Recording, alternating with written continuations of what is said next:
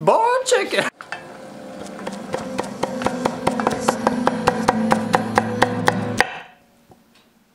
Hey, I'm Phil. Welcome to Pretty Good Cooking.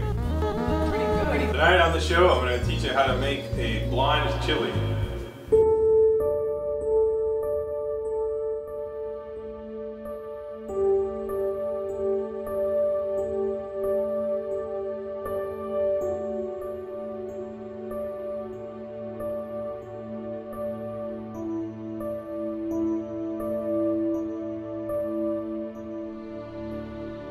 Blind like my head, or white chili like my skin. I don't know why they, actually I don't know. If John was just asking me if there's a difference between blonde chili and white chili, and I don't know. Do you know?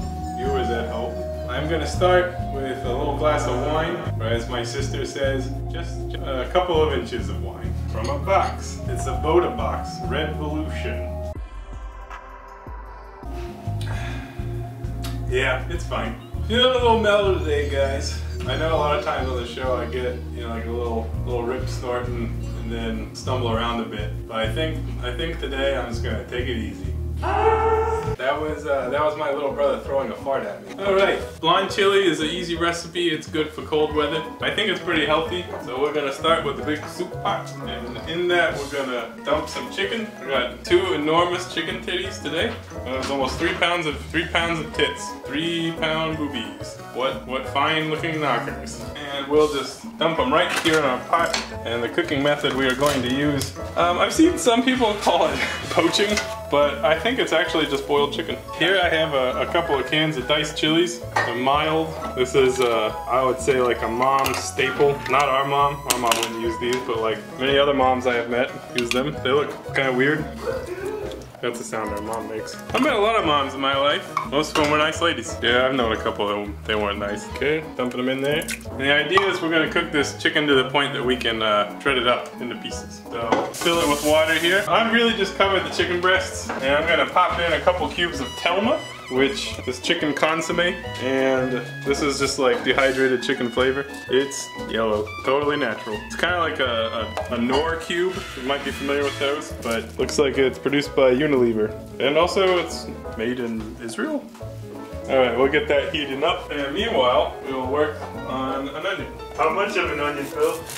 About half an onion. For some reason, my brother is fixated on me saying half an onion in one of the episodes we did together a long time ago. And I don't know why it's remarkable at all, but now he just goes around and every so often he'll walk up and say, half an onion. So now you know. This is like, this has been a description of an everyday scene in the Phil household. Also, he says balls a lot. Usually I know my brother's woken up when I hear him going, balls! I'm gonna try to cook these considerably, because my brother is possibly allergic to onions, but I think he also might have just inherited our family weakness to onions.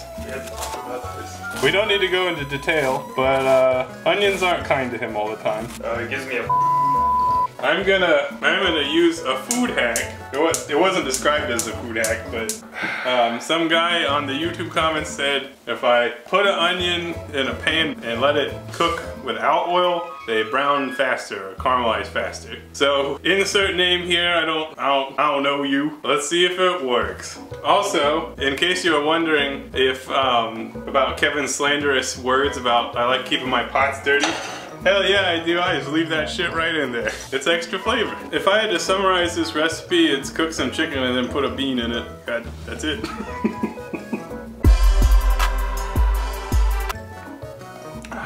We'll do some more ambitious episodes another time, but not this time. The right time.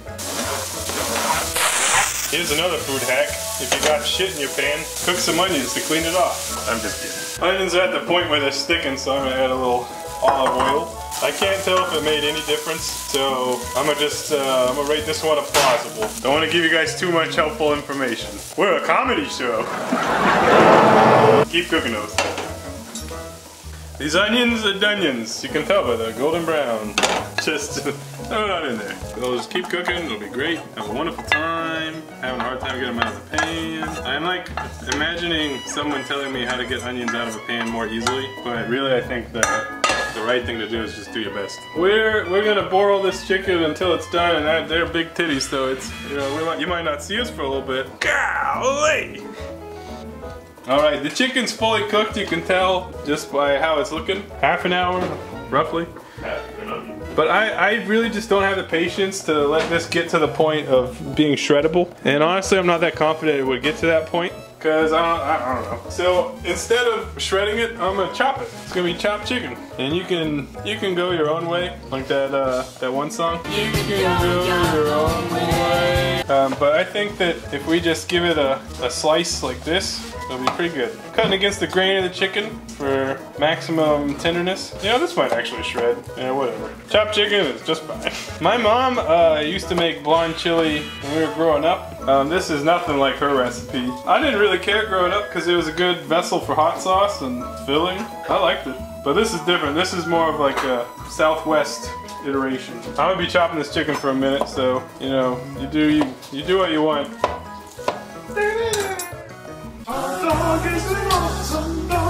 Here's the chicken. That's Vinny. He's up high. Look at him. Look at him!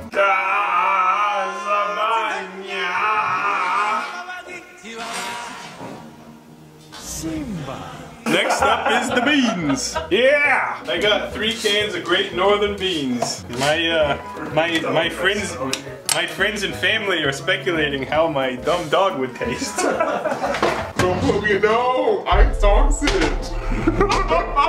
No! Fucking kids do this shit. Now we know why. Beans, beans, beans. If you like your soup thick, you could puree some of these beans, but I think I'm just gonna mash them. Alright, time to put in the beans. Might drip a little bean juice for the dog.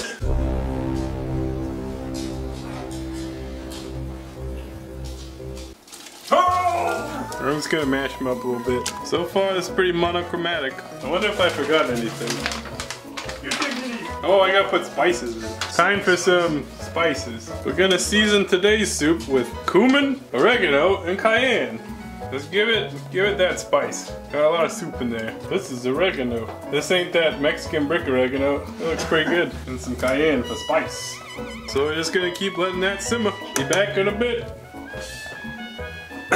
Our chili has been simmering for a time, and it looks even more monochromatic than ever before. So let's serve it up. All right, there's our soup. Now, you can garnish it with some fresh coriander and some lime juice. Frequently, people will add sour cream, but if you're trying to be healthy, you can use yogurt. Are you trying to be healthy? Yeah, honest to God, in most applications of sour cream, I can't really tell the difference when you got other flavors. Well, sour cream. I will vouch for that as a It does. as a sour cream connoisseur myself.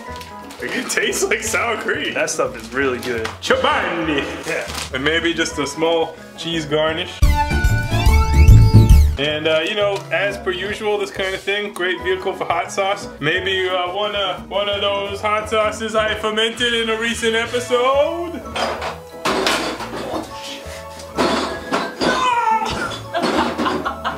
I sincerely hope these are no longer available for purchase by the time this episode airs, because I should have shipped to all the people by then. Did you know hot sauce? Did you know hot sauce? All right, let's give it a taste. It's pretty hot. Fucking burn my mouth.